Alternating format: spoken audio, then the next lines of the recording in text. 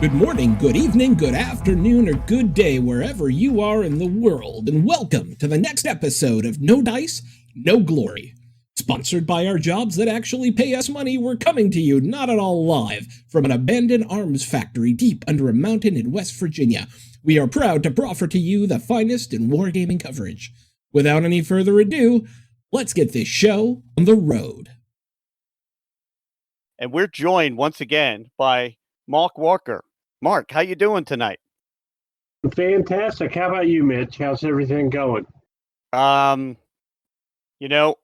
the time this comes out, I'll probably got a good night's sleep. So that's what I'm hoping for. But hey, good. So if folks remember, you were on about a year ago, and we talked about Crowbar, which was a Kickstarter that you had from Flying Pig Games.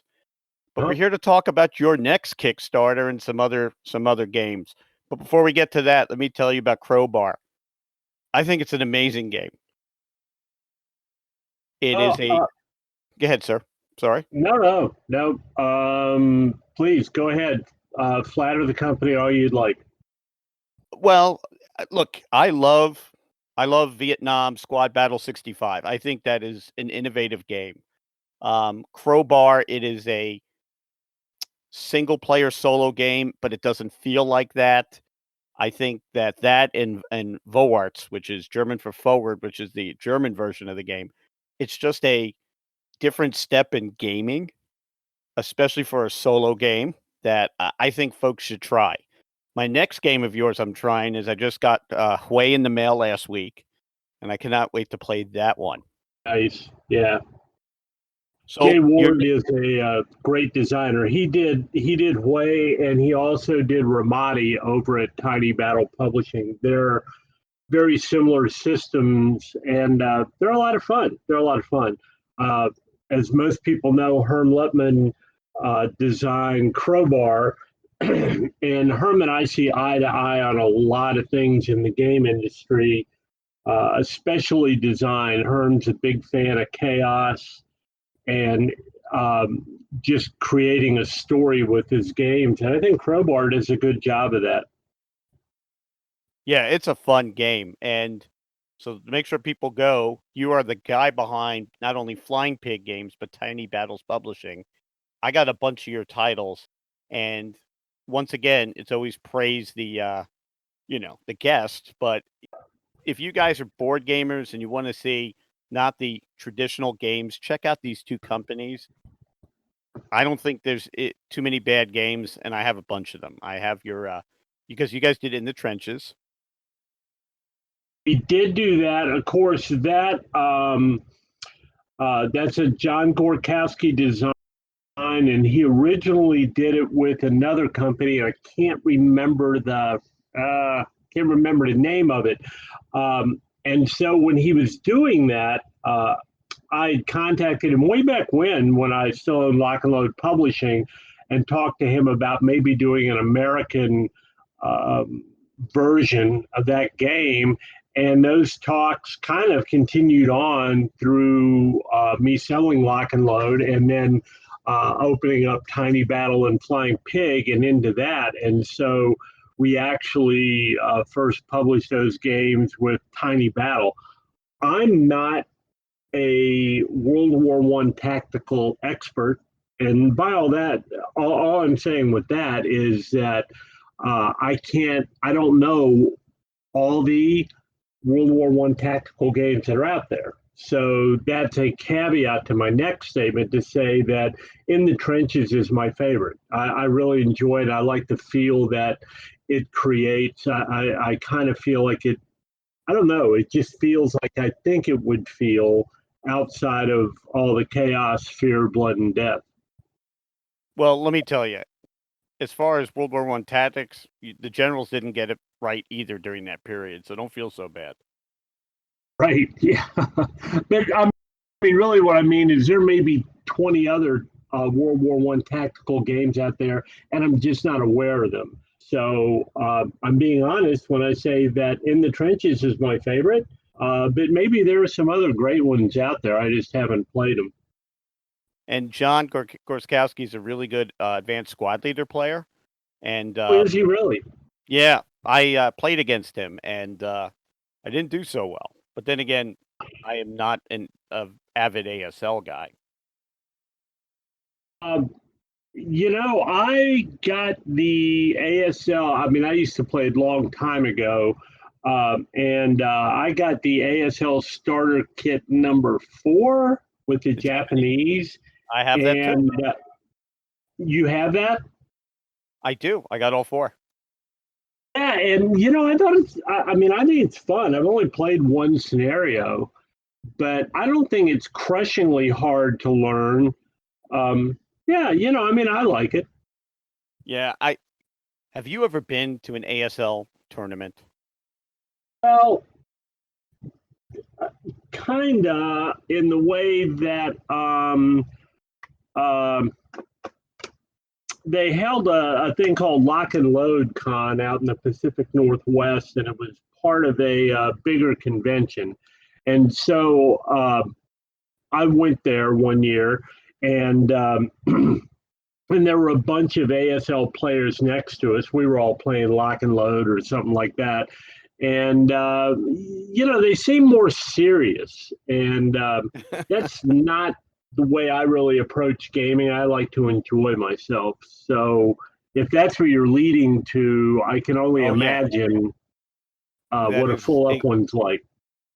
yeah. And from going, I went to Winter Offensive to do a couple of interviews a few years ago, and Dave Garvin, who writes for our site, is a big ASL guy, and it's such a serious game. And these guys come with it's like steamer trunks full of maps and counters, and they're the little counters. And what I noticed about ASL guys is ask them a question: "What other games do you play?" And they do not play other games. And I remember talking to them about 65, saying that that is one of the best squad games I've ever played. And well, why do you like it? Has a different mechanic to it. It uses cards. The way the game kind of flows. And they were nice. They didn't tell me to go to hell. They were like, "Well, Vietnam's not our thing." I get Oh, it, nice. but squad games are squad games. So I'm excited about this game that's coming out because I can't get a feel of what it's all about, and that's why I really wanted to Sure. have you here. Tell me about Resistance. Okay, well, it is it's kind of what we the the tagline to it, for lack of a better way to put it, sums up the game. Didn't explain how to play it, but it sums it up, and that's cards, dice, fun, history. So it is it's a playing card and dice game. The way you play is pretty simple. You're playing the leader of a French resistance band. That's who you are in the game. And there's 2 to 5 players. So each player is playing a leader of a French resistance band around 1944, of course, in occupied France. Your goal in the game is to either amass 12 glory points or to break every other band. And by break, bands have a number of recruits that they can either lose or gain, and you break a band if it goes down to 0. Now, obviously, you're all Frenchmen, although there was some infighting. That isn't what breaking a band represents. It really represents you're maybe stealing their recruits because you have a clearer vision of how to accomplish the goals. So anyway, that's how you win the game. How you play the game is their simplified version. Don't want anybody to fall asleep on me. Um, Yeah. is that there is a deck of mission cards, and on each one of these cards, if anybody um, listening wants to go to our website, or by the time this is aired, if you want to go to the Kickstarter, you can look at some of the cards, or you see them on our Facebook page. All the normal places. On each card, there are some dice icons. For instance, you may have a white 5, a white 4, and a black 6 on a card. And I'm looking up at my shelf. I'm in my home right now, not in my office, so I don't have a copy of it right here without rummaging through my shelf. Or I would tell you a specific card. But let's say on this card you have I'm going to lay out some dice here in front of me so I'm consistent with what I'm telling you. A white 4, a white 5, and a black 6. And let's say that card's name are Panzer Grenadiers. Okay. Now you'll have 3 of these cards that are common territory for all 5 people playing laid out in front of them. And they will all have different dice combinations needed to solve or eliminate, whatever you want to say, the card. So you may have one card that's laid out on these 3 missions that are Panzer Grenadiers. Another card may be Communications Hub, and another card may be Allied Support. And each one of them, to solve it, like I said, will have a different dice combination on it. And here's how the dice combination works, and I'll tell you the rewards and the penalties after I explain this.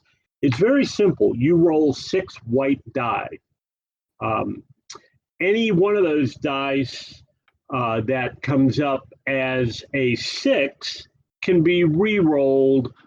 No, re-rolled is the wrong term. It's called an exploding die, and you can take one of the 4 blue die in the game, and it gives you can then roll that. In other words, you can have more die in front of you. There is a downside to that. If you roll a 1 on that die, you're going to actually lose a recruit. So once you've rolled these die, you have these dice in front of you, and you can then place them on the cards to solve each card. If a card like the Panzer Grenadiers we were talking about had a white 4, a white 5, and a black 6, well, those white icons, in other words, the white 4, can only be covered by placing a die on it that is 4 or greater. By the same token, the white 5 can only be covered by placing a die on it that's 5 or greater. The black 6, however, that means that you can put any sum of die on their dice to cover that. So you could cover the black 6 with a 2, a 3, and a 1. Now, for each card that you successfully cover, every die on a card, you get the reward on the card. The reward will normally be either recruits that are added to your band or glory points that you get. But some cards aren't going to give you anything. It's just if you don't cover them, they're going to hurt you. So let's go back to the Panzer Grenadiers. If you don't cover that card, you're going to lose 2 recruits. So in other words, you got into if you can imagine this in your head, you got into a fight with a German half-track and its squad of guys, and you tried to ambush them and it didn't turn out well, you lost a couple of people. So you have to choose on those die you roll which cards you will solve and which you won't. You will get glory points for them. You might get recruits, but if you don't solve that Tiger tank or something, you may lose 4 recruits. Now, every card you solve is then put in the discard pile. 2 more are put out there. For example, if you solve 2 and didn't solve 1, and then it goes over to being the next player's turn. That's the basics of the game. There are also events that are turned up at the beginning of every turn that might affect all the players. Like everyone might lose 1 recruit, or it might be a massive SS sweep, and you can only roll 5 die instead of 6 for that turn. That's one other thing you can do. And the other thing you can do is buy a C'est la Guerre card. You buy C'est la Guerre cards when it's your turn by putting down any number of dice equal to 6. So you have, and those C'est la Guerre cards are usually benefits. They could be like an MG34. And that MG34 will give you a couple of dice, so to speak. You don't actually roll them. No, they're counters that say like 6 on them, but you can use it as a die when it's your turn. Or maybe the C'est la Guerre card that you buy says that you caught a an opposing leader in bed with a German officer, and they lose 3 glory points. So you knock back their glory points. So it is a dice and card management with a lot of take that kind of mechanics thrown in it. And it's been wildly popular with the people I showed it to. I had a copy of it at Origins, and we had a booth where we had half the booth we were selling stuff, half we were demoing. We were constantly demoing all of Origins, but the game that everyone wanted to play, the game that people would stop in the aisle and look at, was La Resistance. So looking at one of the cards here, I'm looking at the Airstrike card. So if I don't get a 5, 5, and a 6, it looks like, based on the right, I lose 3 recruits. Am I reading correct. that card? And That's then correct. POW camp, if I solve that mission with a 5, 5, and 4, it looks like I gain a recruit and I get 3 glory points. Yeah, hold on. I just grabbed my copy that I got here in the home office. I'm looking at your Facebook page. So, I mean, if I could figure it out from just looking at this, then it must be a very, very easy, fun playing game. Yeah, exactly. So with the Airstrike, you have a 5, 5, and an 8 if you look at it. Okay. So you have to, it's a white 5 and a white 5, right? So those can only be solved by putting 1 die on each of them. So you have to put a 5 or a 6. It has to be equal to or greater on each one of those. Now that 8 on the black die means that you can sum your die to put on that. So you could put 3, 3, and 2 on that to solve that. And if you did solve the Airstrike card, you would avoid taking a 3 recruit loss. Now, so you can also just say, I'm sorry, what? No, so some cards are good and bad. So just looking at this, I'm looking at these 3 cards here, and it's a picture of botched raid, airstrike, POW camp. I may benefit from POW camp and botched raid, but I really need to get that airstrike off the table, so nothing bad happens to me.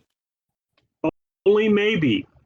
Let's say you have 7 recruits left, right? You start with 6, but there's ways to raise that up. Let's say you have 7 recruits left, and the guy to your left only has 3 recruits left, and Airstrike is out there. You can do nothing with it. And that guy to your left, it's still going to be there for him when it's his turn. So that might wipe him out. Uh-huh. Wow. Well, I definitely knew I was getting it before. So, yeah, I mean, you've already sold me. So, what are the passports for? And is that a Russian emblem on the passports? I don't think so. I don't know. Is it? It just looks like that. Oh no, it's French. I'm sorry. Yeah. The passports. Each one of the passports are the character that you're playing in the game. So each passport has the 12 glory point slots up top for you to track your glory points. On the bottom, it has your recruit points. It goes all the way to 6. It's blue. You start on 6, and your max you can have is 10. And if you fall below 1, you're out of the game. Now, also, each passport card will have the character's name. Like I'm looking at Christine LaRue, and it will have her skill. Okay, so her skill is that she's aggressive. So she can gain the equivalent of a white. It doesn't matter. She gains the equivalent of a 6 pip die by forfeiting one of her resistance members. So in other words, she's very aggressive with how she attacks or something like that. She takes heavier casualties. So she can say, all right, I'm going to forfeit a recruit. She moves that down 1, but she gets one of those cardboard chits I was telling you about that looks like a die that says 6. She can then play that 6 during her turn, to take out a card that she wants to take. So each each resistance leader is different, the 6 resistance leaders, and all their information is on the passport card. Right, and they're all unique. They all have unique skills. They have a background. But Yes, I'm they all have a asking, unique background and skills. what post office did you get these pictures from? Just a one down in Henry. It's just a little one. Okay. No, I don't know. I mean, because they don't look very, it's just, they look like, like they're staring at me. I'm getting a little nervous. Yeah, well, they're just passport pictures. I mean, I would love to see, you should be on one of them. Yeah, nobody wants to see me. No, All right. no. I mean, you look very resistant. So how did you come up with this game? Well, um, I'm thinking of what I told the player's aide and try to cut it in half, really, because I don't know if the first part of it's that interesting. I've designed a lot of games, okay, and Yes, you have. I've been fortunate enough that a lot of people like them. But of these games, my family, some of whom are very avid gamers, Yes, they but are. but they've never played them with me except for Dark War, my RPG I designed. We've done that a lot, but so I wanted to design a game that I thought would be accessible for anyone. I think that a war gamer playing this will enjoy it. It's certainly not ASL or anything like that, but it still has that military historic theme. It still has a richness to it. I mean, there's quite a bit of strategy, but at the same time, I just explained to you in maybe 5-6 minutes how to play it, and we just 3 weeks ago. This is one example, but I have a closet full of these examples. I went over to a friend's house, and we get together about once a month. And none of these people are war gamers. We play a wide diversity of games. To be honest, a lot of them I don't like at all, but many of them I like quite a bit because I enjoy conflict games that aren't necessarily war games. But there was this woman there and her husband, again avid gamers, but absolutely never played a war game. We played about 4 or 5 games that evening. Some pretty big name recent type Kickstarter games. And she wrote to me later and subsequently posted on Instagram that this hands down was her favorite game. So you don't want to mention the game, though, do you? The other games, one of them was Villainous. I want to think it was Villainous. That one I don't know. Yeah. There are so many good we games might have out played there. Dominion, which I don't like. Yeah, the deck building game, right? That's called Dominion, isn't it? I think so. It is. Okay. So anyway, and it worked. I was very flattered because that was exactly what I was aiming for, is for anyone to like this game. You know, one thing our hobby needs, and I'm talking about war gamers in general, and you see a lot of the posts about, I can't believe you guys war game the Nazis, like they didn't exist in real life, but we don't have like that gateway drug. And when I tell people, well, I'm a war gamer, they think the worst. And then I take a game like Secret Hitler, which is a party game. They were like, well, this isn't a war game. Well, it certainly is. We don't have that. Hey, I know that, you don't know very much about the hobby I love, but here's a party type game that we can play, and you will find it fun, and it's somewhat in my wargaming genre. We don't have that, and that's what I think this will scratch that itch. I don't know if that was a motivation. I hope so. But another good example of a game that is attempting to bridge the gap is Undaunted. Have you had a chance to play that yet? I haven't, but everybody that has played it loves it. I've not heard one bad thing about that game. Exactly, and I think that it bridges that gap. And um, furthermore, I'll tell you something. I was just watching this. Uh, we've been really lucky this year. It's like everybody's top 10 2019 game. We have 2 or 3 on them, which is kind of amazing when you think how we put out quality over quantity. We're not putting out 15 games a year. So I'm super happy about that. But I was watching this latest guy. He just put up, his name is Jay. Anyway, he had just put up a top 10 solitaire games.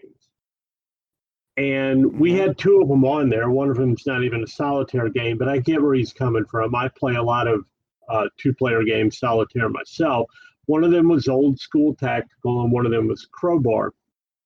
And the point I want to make here, Old School Tactical aside, there wasn't a game in those top 10 games. And this guy was a war gamer. I mean, the title of this was my top 10 solitaire war games or something. Old School Tactical was the only game of those 10 that was a hex and counter game. And that's where we're headed. There are a lot of people who don't understand that, I think, yet. But that's where I think we're headed. I think the hex and counter games, the hex and counter historical games have some limitations that are, I don't know. I mean, I think that eventually are going to work against the hobby is the best way to put it. And I love playing them. I'm not saying I don't, but I just think if you're trying to depict with some realism stuff that happened on the Eastern Front in World War II, your design choices are much more limited than if you come up with a super cool combat routine that's just so much fun to play, and then you can put it in any setting. If it could be science fiction, if it could be horror or something like that. Yes. Yeah. So I tell you what I've been very attracted to in the last year, and one of my top 10 games for this past year is the Devil to Pay, which Herman Luttman game from Tiny Battles. I love the artwork. I ended up buying all of his other games. One of my faves. Love playing it. But what is starting to interest me is years ago I would never play an area move game. Just never really got into it, but there's so many great area move games. So I started getting into that. And I think the hex encounters, I think there's a staleness to it that some games are really trying to push that and saying, we could do this better. Especially with a lot of the hex encounter games, I could play that on my PC where, give me a good looking map, give me some interesting scenarios. I think that's why I thought Crowbar was that interesting, because it's a fun, fast-paced game that tells that history of the Ranger Assault on Pointe du Hoc. Great game. I think folks really need to push the different games. And actually, I have an article coming out tomorrow about all the great war games that are coming out. And I'm noticing that it's not a popular topic to game. Sorry, John Gorskowski. Because a lot of people think it's trenches, mud and blood. But I'm starting to see a lot of innovative games that are pushing the envelope of, well, this is what wargaming is going to be in the next few years. I kind of dig that. But then you have a game like Old School Tactical, which I'm going to ask, I can't wait to get Old School Tactical Pacific. You don't have to wait much longer. I mean, it's just, we got an email last week, I think it was, whenever I posted. It was supposed to be in port. There's I'm making quotation marks in the air. There's a long way from being in port to being in your hands, because it has to go through customs, which doesn't take hugely long, but it can take 2 to 7 days. And then it has to be shipped from Miami to the fulfillment company, which is in Tampa, Maitland, but Tampa. And then with all the Kickstarters that are being executed now, our fulfillment company has to actually schedule when they ship this. I mean, when we first started doing this, it got in, they put it in inventory, scanned everything in. The next day they'd start shipping. Now, sometimes you have to wait for your turn for 4 to 5 days. The good news is, of course, in the old days, when we were all doing it out of our garage, it would take us, it'd take us a month to ship out 1,000 orders. Our fulfilling company does it in a day, so or at the most 2. So anyway, Yeah, I'm sorry. I was just going to say, now it's supposed to be in March 5th. So, everything I just said is germane, but count it from March 5th. So, I mean, it could be as early as the first people start getting their games on the 15th, I would say, of March, something like that. Well, not 15th. I'll be in Hawaii at a really big war game, so I look forward to seeing it when I get back. Yeah, I'm excited to play that one. I've been reading the rules. It just looks like and I hate to say it, it's an old school tactical game. I kind of like that. It's easy fun. Yeah.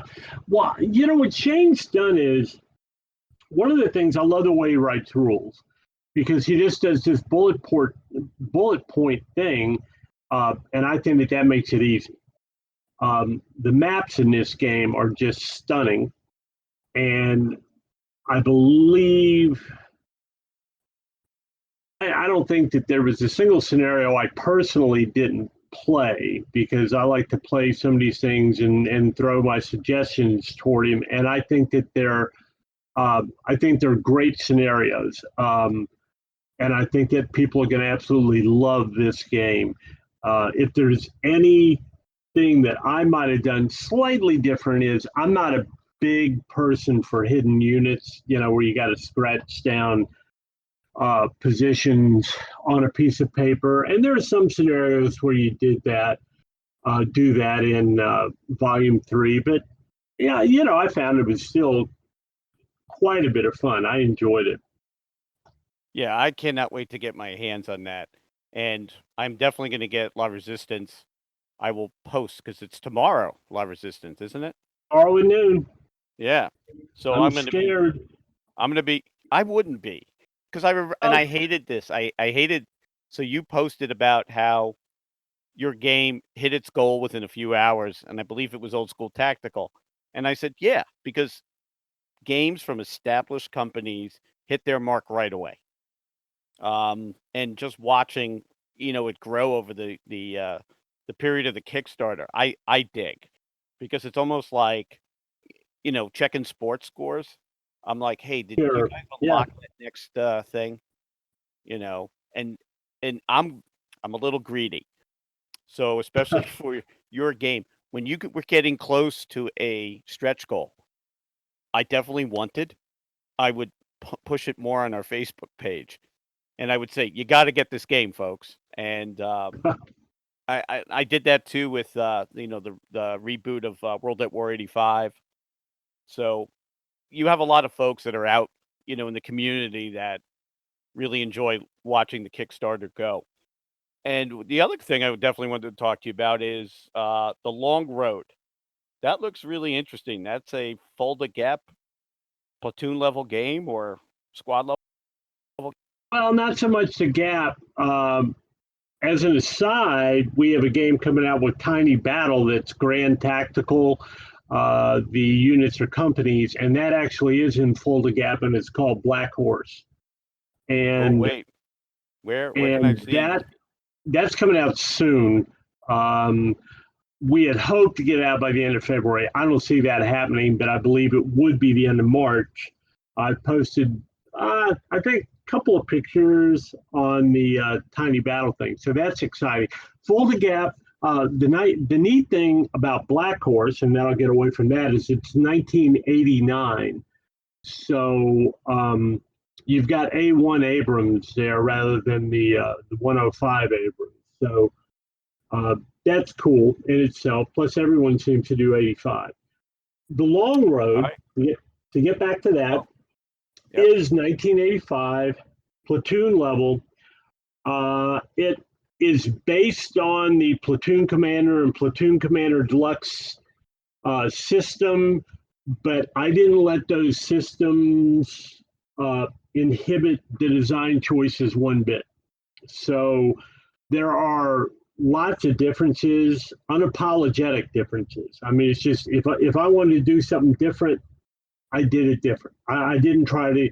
It's anybody that's played Platoon Commander will go, oh yeah, this is basically Platoon Commander, but there's much differences. There's some differences in how the cards are used. There's some differences in how you can react to being disrupted. There's, of course, there are mine rollers. There are anti-tank ditches. There are bridging units in it. There's helicopter units in it.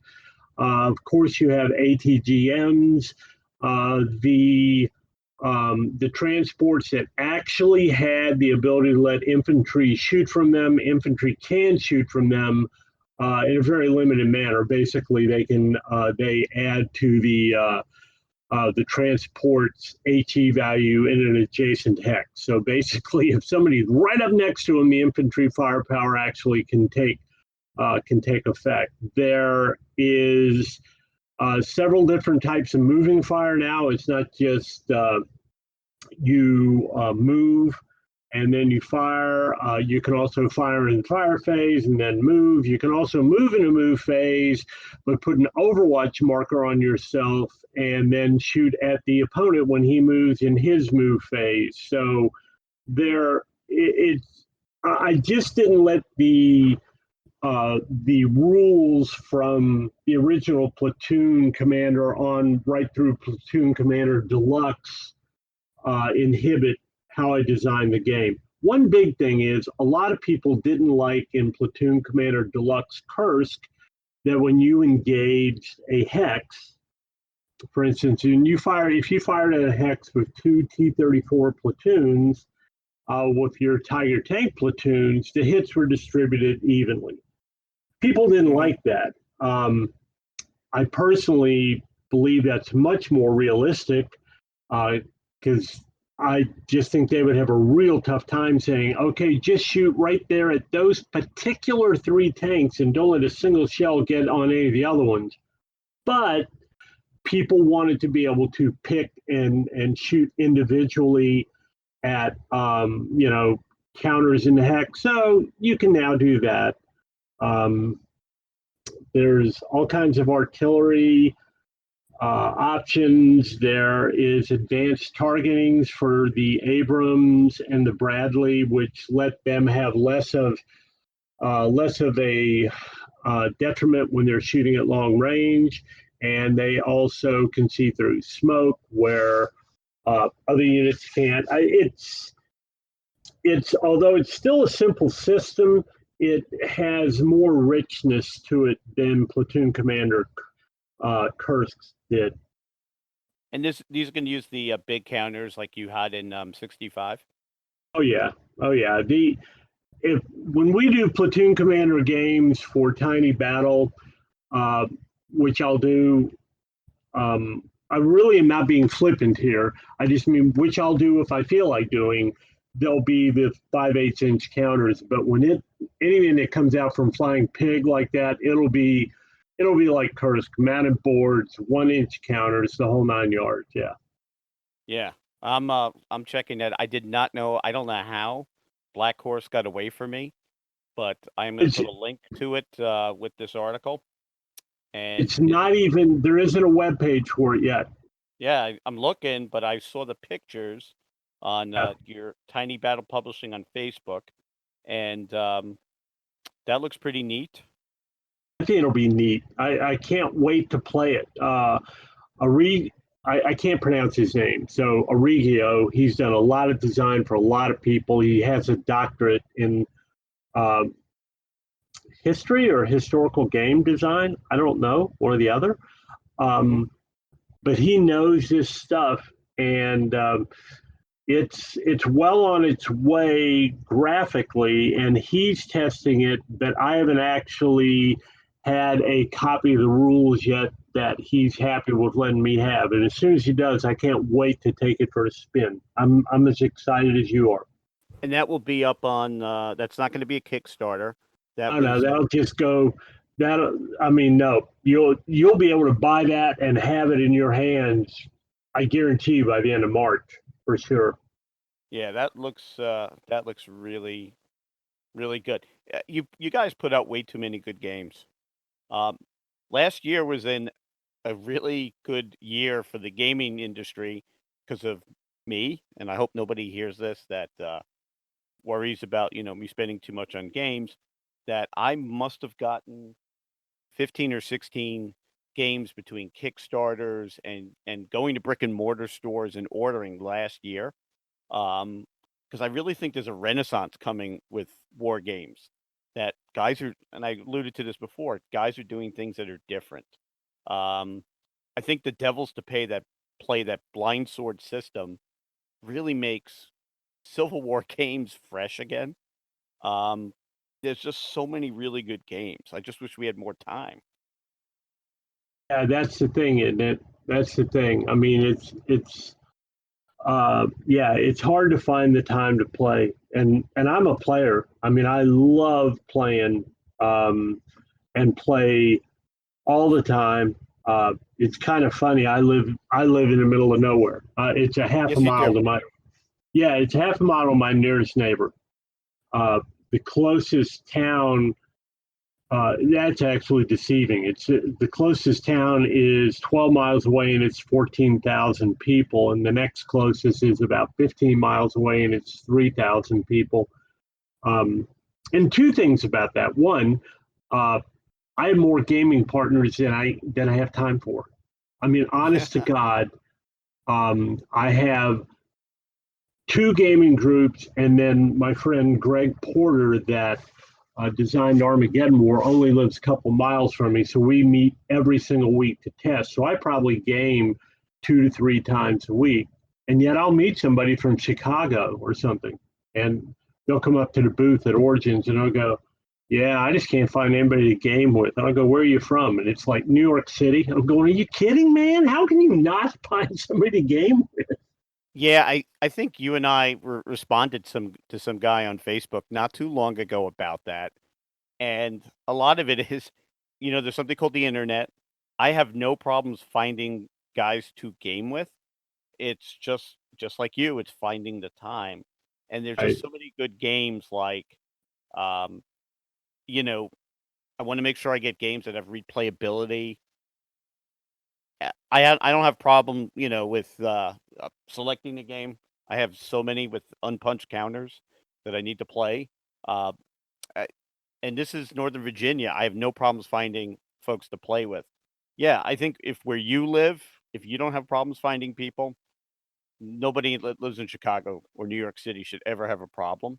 A lot of it's just getting out there, and wow, I think you hit the nail on the head there. I think um, I think that some gamers are uh, embarrassed for their hobby. I mean, I don't know how else to put it. Um, no, that's I the best way to put it.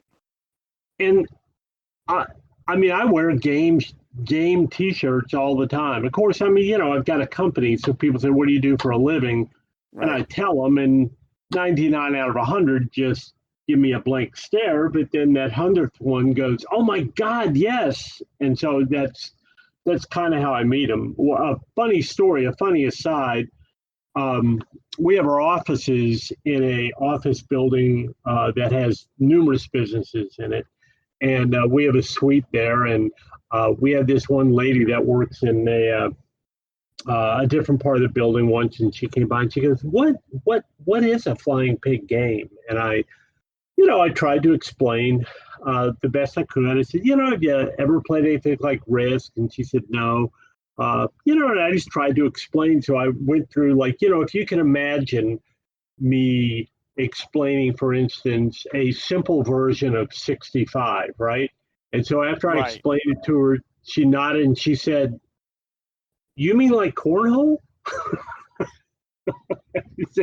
No, nothing like cornhole. Or maybe they call it bags up where you're from. Where you throw the bags and try to get them in the hole on the piece of wood. You play it when you're partying Cornhole. before a football game. Yeah. Yeah, it's most people that listen know that I work in wargaming, and these guys, we wargame professionally. I'm getting them into hobby wargaming, and they become really addicted to it really fast. And just even telling them about it, like, "What do you mean by you do this for fun?" I said, "Yeah, maybe I don't want to fight a battle 20 years in the future, but it'd be kind of fun to, fight one 50 years in the past." It is how we explain the hobby to other people, and, you know, try explaining to somebody that, "I paint little figures." "You mean figurines?" "Okay, yeah, this is not working." I've never been Right. embarrassed of this hobby. Now, I've been embarrassed some of the guys I hobby with, and they've been embarrassed of me, but I've never and that's a big part of it is there's a lot more folks out there, and I've met people that, I always wanted to try that. Alright, well, it's safe, nobody loses an eye. I'm an extrovert, so are you. I'll talk to somebody about this, and folks need to get out there and just kind of, you know, stir the grass to get the snakes to come out, and you'll find people to play against. Oh, absolutely. I mean, just talk up the hobby. This is one of the greatest hobbies going on this planet. Think of the alternative. How does it compare to sitting around vegging out in front of a TV? I mean, Yeah. what's that doing for you, for your brain, or for your, I don't know, for your happiness or your enjoyment or whatnot? Compare that to the feeling that you and I get, and everyone listening to this. If I find a good game just just to play solitaire, and it doesn't have to be a solitaire game. We all know you can play that. That's the thing that really gets people when you go. And sometimes I play against myself. And they go, "Yeah, you're a wacko," but um, that feeling. I get it in two ways. If I find a great novel that I really enjoy, or a good game that I have set up, and maybe I'll only get a half an hour every other day. But to sit down and play that and enjoy it, it makes my whole day. It puts me in a good mood for the whole day. It does, and you know something? It's a cure for the seasonal affective disorder, sadness. It's a social hobby too, and that's what folks really need to understand.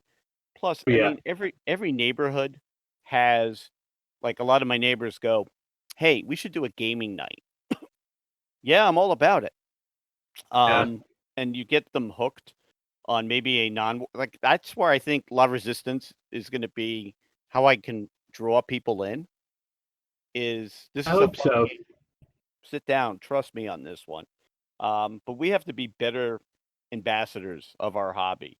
I think that is because I used to always say this: gamers are the worst, but I am the biggest gamer you'll ever meet, and we sometimes are not really good ambassadors in talking about the excitement we have for some of these games. Because I know that, when I got my, notification that Crowbar was shipping, I was like, "This is gonna come on Tuesday, I should take the day off. I've read the rules already." Um, I there's few things that get delivered to my house I'm that excited about. And I couldn't agree more. I couldn't agree more. Right now, the thing that I'm kind of like waiting with bated breath is the Joan of Arc. I can't remember the name of it, but it's if you look it up, if you Google it, it's called. Well, I'm going to Google it right now. Hold on a second here. Joan of I Arc can game. do this. It's While you're looking it up, I'll tell you something that's interesting. Gamers will post more pictures of a game that just came in the mail or they just brought home from a game shop than they will of their kids or grandchildren. And I don't get that. yeah. I There's a guy I know, he just had a grandson, and he's posting pictures. He posted 17 pictures of World at War 85 that just came in the mail. And I go, Yeah, hey, well, how's the grandbaby babies doing? all look alike anyway. Yeah, they like Winston Churchill without the cigar. But that name of that game is Time of Legends: Joan of Arc. I heard of that game. Yeah, it looks like a pretty cool war game with some non-war game stuff, and it was a Kickstarter, and the Kickstarter's been fulfilled. I didn't catch the Kickstarter, so I pre-ordered it from one of your internet stores, and I got to wait for them to get the retail copy. But the point is not about Joan of Arc. It's just, I get the same way. I get really excited with this stuff. When people go and this is my 12th Kickstarter that I've run, the one starting tomorrow. And when you look at my profile, I've backed 94 Kickstarters. Yeah, so every time you back a Kickstarter, I get an alert. And some of them I've picked up, but I think anybody could follow you on Kickstarter. But you find games that I'm like, geez, I didn't even know this was coming out. And there's like a whole thing on Board Game Geek about Kickstarter games. Yeah. But you find some interesting games. So I recommend following Mark Walker on that. One question I was going to ask you about Kickstarter. I noticed some games are Kickstartered and like Black Horse won't be. What usually is the thing that makes a decision between Kickstarter and not Kickstarter? Well, I mean, it's very simple. I say because it's a changing landscape. When I started Flying Pig, and this isn't going to be that long an answer, but I said to myself, I didn't want to do things like I was doing them with Lock and Load Publishing. Not that there is anything wrong or anything wrong at all with that company now. But I was trying to put out a box game about every 45 days, and with Flying Pig, I said, what I want to do is put out a really good game about every 8 months.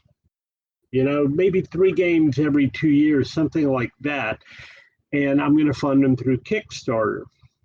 And back then, when I would run a Kickstarter, kind of the social environment around Kickstarter you would have to run it and ship it before you would start another Kickstarter. That kind of shifted to you could run your Kickstarter, and once it was at the printer, because once it's at the printer, it's kind of out of your hands, you could run another one. Now I've noticed that the Kickstarter landscape is that nobody gives a shit. I mean, people run Kickstarters, they're 2 weeks done, and they're running another one, and everybody's going, okay, fine, which is just good. I mean, with companies such as Flying Pig Games, or I could name not a million, but I mean, I could name a dozen other ones, you're going to get the game. It's not like the company's going to run with your money. So I see the logic there. So initially, I wasn't kickstarting all these games or just for that reason, because I wanted to get the game in, and then I would do the next Kickstarter. I say all that, and there's also another reason. Tiny Battle Publishing and Flying Pig Games are 2 different entities. If you're in the comic books at all, this will make sense. They're both under the umbrella of Mark H. Walker LLC, and they're kind of 2 different imprints. So, as you know from owning some Flying Pig games, all the Flying Pig games, not necessarily the magazine, but the Flying Pig games are big box games, huge thick counters, highest quality that I know how to make them. And that's just what Flying Pig does. Tiny Battle, I'm very proud of that too. And I think we have great artwork and very solid components, but at least until The Devil's to Pay, they were all the folio games. I didn't want to publish those folio games with Flying Pig Games because I didn't want people constantly asking me, like when I would Kickstarter Crowbar. Oh, is this going to be one of those games that comes in a Ziploc with the little counters? I didn't want to explain that. I wanted everybody to know, hey, if it's a flying pig game, super high quality, thick boxes, thick counters, mounted boards, that whole nine. If it's a tiny battle game, it's a folio game. So Which that's really kind of why I've never kickstarted a tiny battle game. I don't need to kickstart them to do folio games. Does that yeah, make sense? it totally makes sense, but you're selling Tiny Battles apart because I own a lot of the In the Trenches, the Devils to Pay. They're just for the folks out there. They're quality, fun games. Just that you don't have the mounted map. You don't have Right. the manhole size counters, and that's really the only difference. They're still really good games, but yeah, like one is the hardcover edition, the other one is the mass market paperback, but they're still good reads. Yeah, If that that's a makes good way to sense. put it. Yeah. Every once in a while, I can articulate one thing. I think that was it for me today. But yeah, I mean, I just one of my favorite games from last year's Devils to Pay, and Crowbar. So it made my top 10 list, and I should have written about a top 10 list last year, but there was too many games, and people are going to go, well, what about my game? What about mine? But I could say it here to you, and then if I'm talking to somebody else next week, I can tell them differently. But two of my favorite games, and if you like a fast-paced, interesting game with innovative mechanics, pick up Crowbar. Lot of Resistance, I was probably going to back it just because it's, oh wait, it's another flying pig game. Yep, hit purchase. But after you explained it, yeah, I'm definitely going to get that one, and yeah, the Long Road as well. So I mean, they're just good quality games. And my next game I'm going to unpunch and play is Hue, but you told me it's like Ramadi, so I'm about to hit purchase on flying on Tiny Battles to get Ramadi, and that is before I've even played Hue yet. So maybe I have a Uh, problem. I think you'll like it. And Jay, the designer, is coming up with, and when I say coming up, realistically, I believe he'll have this game done by the end of the year. The third in that type of solitaire game, and it's going to be called Stout Hearts. And it's about the British in the bocage of Normandy. Um, but Well, it's going to that be, I'm getting that. yeah, me too. I mean, there's some games I can't wait to get a chance to play test them, uh, and that will be one of them. But that'll be, yeah, I'm excited about that. Couple other things we've coming up that I'm excited about that I can't give you dates on is a game called, uh, and I know this thing, but I have to look to make sure I put the three words in the right order. Hold on. I have to actually look. I could play a Wouldn't drum think that roll. this would be, oh, okay. Because I almost said Where Empires Die, but it's called Graveyard of Empires. Oh wait, let me guess what that's about. The Balkans. No, it's that one is about Afghanistan, the Soviet involvement, and that uses the 65 squad level system. So that is the Equal to 65. same mechanics. And mechanics. All right, because we talked about that Oh, I believe a year ago, yep. and every time you post new counter art, I go, "Is this it? Is this it?" Yeah, so I'm getting that one. Okay, That's is not that going even to be going to have, Kickstarted? to be realistic, I would love to say, oh my God, here we go. It's almost done. Well, actually, the art is about 85% done, but I doubt that game will come out till 2021. I hope I stay alive long enough. I hope I do too. Yeah. Believe me, dude, I've got more games to design than, I just hope I can get them all done. And then you're the first person I've told this to. Uh, we have a game coming out. God willing, it'll be on Kickstarter this year. I'll be actually pushing the counters around with Herm at PresCon coming up in a couple of weeks. But the game is called A Most Fearful Sacrifice. And what's that about? well, that's a quote from Hood at Gettysburg, and it is the Devil's to Pay system for the entire 3 days at Gettysburg, and it'll be a flying pig game. So this map is huge. So already that system has Longstreet attacks. It has the Devils to Pay. It has Kernstown. Now you're doing the entire battle with that beautiful green map, huh? Yeah, with the same map. I mean, the artist is what's his name? People listening to Sam must be an absolute idiot, but I'm not. Rick Barber. Yeah. Yeah, they're beautiful games, and you're going to be playing it with him at PresCon, which is, I think, in 2 weeks. Yeah, he says he has the tutorial scenario ready. We're going to be doing that, and we'll be playing a lot of La Resistance, and we'll also just be playing a lot of games that have nothing to do with either one of us designing or either one of my companies. It'll just be for fun. Yeah. Which I may just take that ride down to Charlottesville just to check out the map. So, got some crazy questions to ask you. Okay.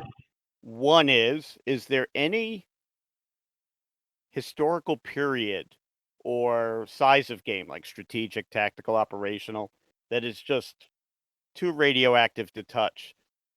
Like doing Afghanistan 85 is fine, but like you take risks and do like a Ramadi, where there's a ton of guys. I mean, I know a ton of guys that were there.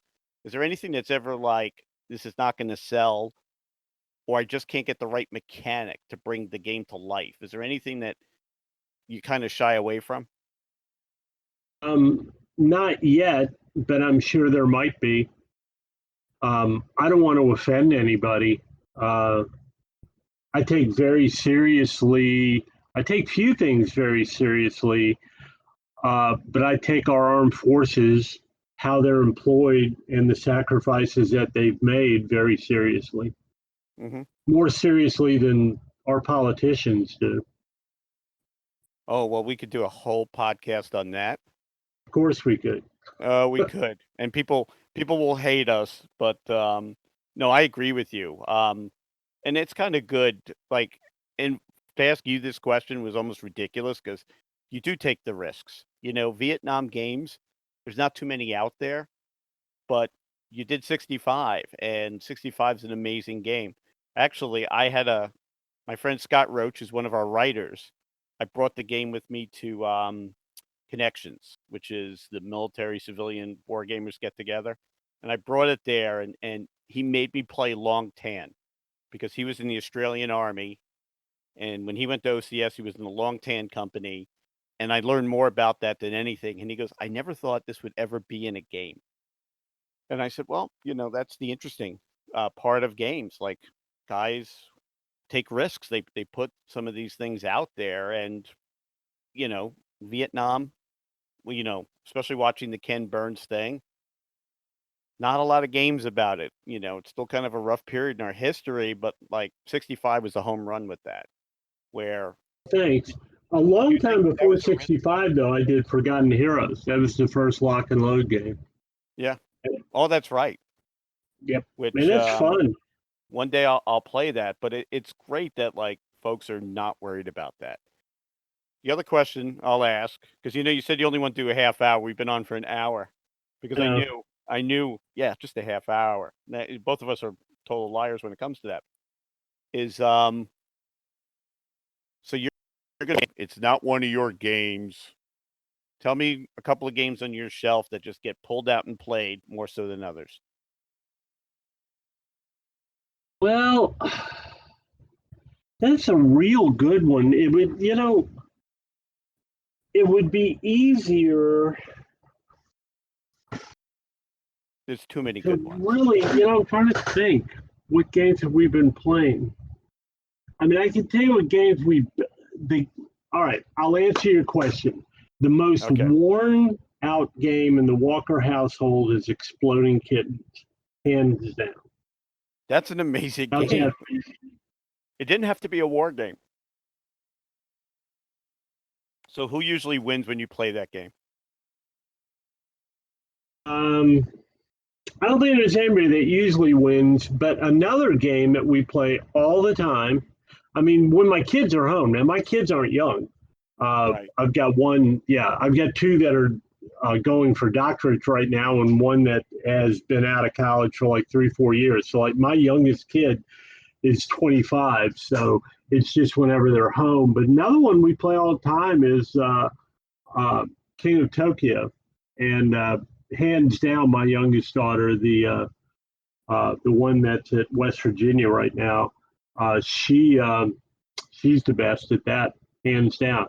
But if you talk, I'm trying to think of war games. Greg and I always are playing war games, but we're always testing. Greg and I rarely play for fun. Now, on Wednesday night, I get together with a group, and they are war game inclined, but you see, you have to be able to play at least 3 players, and sometimes it's 4 players. The games we have played over the last few months there have been Vikings 878, Fortress America, 51st State, Vampire Hunters, Starship Troopers, the old one, Starship Troopers, the 1997 one, Lot Resistance, a good amount. So those have been recent games. Right now on my desk, I'm just finished up a Peleliu solitaire game that was published in ATO. I think Steve Cunliffe was the designer. And probably one of my favorite games for the last 2 years is a Cool Mini or Not game called Be Others. I really enjoy that. So yeah, we are so in the golden age of gaming, and it's kind of awesome that we're pulling people away from their computer screens to go play these games. It's like if you go to a Gen Con, yes, that's the granddaddy, but you're going to be at PresCon, and I've gone to that a few times, and that's a couple of hundred people, I believe. They probably have maybe 500, something like that. It feels bigger than it is, but yeah, they probably only get 500 people there or something like that. Yeah, that is every year if you're in, it's in Charlottesville, Virginia. I recommend it, and I'll throw a link down there, and you can. I'm definitely throwing a link to your game tomorrow at noon. Thanks. I don't know my schedule, but I like being like one of the first 2 or 3 customers, because for Old School Tactical, I got the early bird, I believe. Okay. Yeah. So by the time people hear this, I will have told you whether or not I got I was in the top 5. But I'm excited for this.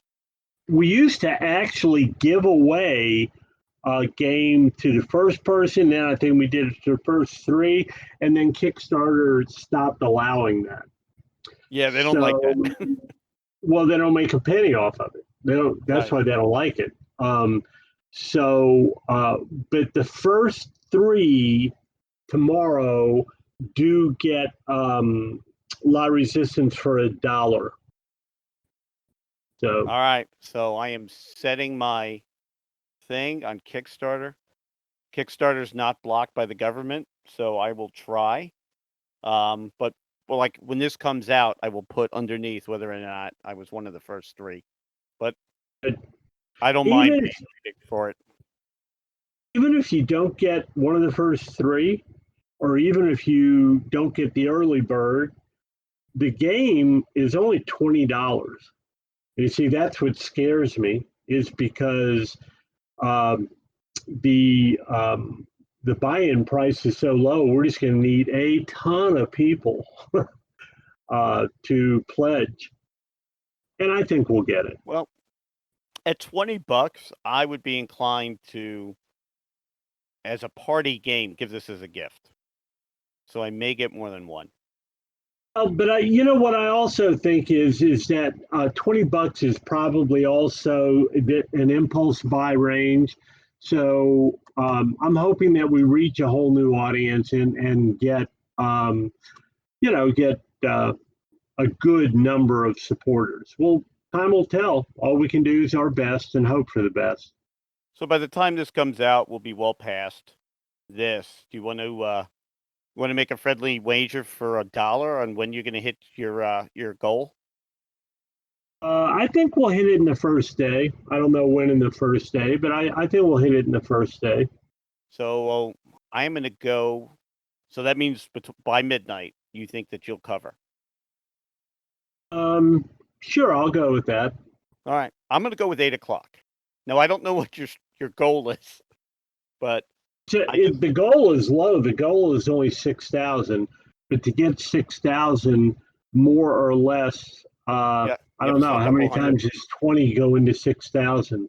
300 times. Yeah, that's a pretty good number of pledgers. I'm gonna go with 8 o'clock. Right. I mean, I hope you're right. Yeah, I'm gonna go with 8, just because. Like, how long did it take for Old School Tactical? I mean, you see, that's the difference. Old School Tactical, the average pledge was right around $90. But you had no problems. People were forking that over. None. I think it's 4 hours, something like that, maybe. And Crowbar went fast. Same thing. It was about 4 or 6 hours. I forget. Yeah, I'm going to throw this out tomorrow at noon as soon as that link goes live. Not till 12:05 because I don't want anybody beating me getting the $1 pledge. Exactly.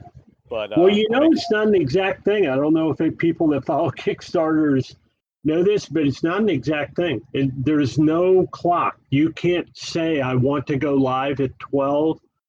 Well, I know. Or maybe there was all you can do is so like our project is approved. It has been approved for a while, and I've been tweaking it up till 7 o'clock this evening, but it's approved. So then you have to click this launch project. You go through, they ask you 2 or 3 more questions, and if the internet's somewhat slow, it may not pop up till 12:04. It's an imprecise thing. So I believe it was Old School Tactical that it did take a while, because I remember posting on Flying Pig and Facebook, I believe. Hey, where is it? Yeah. And well, it's not that I'm not here trying to put it up at noon. It's that I am a slave to Kickstarter and the internet. But it'll be there hopefully at noon. Well, I look forward to it. And thank you for your half hour, by the way, an hour and 10 minutes later. But Mark, once again, thank you so much for coming on. You've given us a lot to be excited about this year. And if you see me at PresCon, we've made a wager. So if I lose, I'll still show up and check out the map and say hi. But once again, thanks so much for coming on. And thank you, Mitch, and we'll talk again soon, okay? Yeah. Anytime you want to come on, please do. And I am going to turn it back to Sean, and we're going to sign off. Yeah, half hour. I didn't think that was going to happen. Yeah, you're right. It just flew by. Thanks so much for joining the show tonight. Remember to follow us on Twitter at No Dice, No Glory, and keep the conversation going on NoDiceNoGlory.com, now featuring our own message boards. Have a great night, everybody.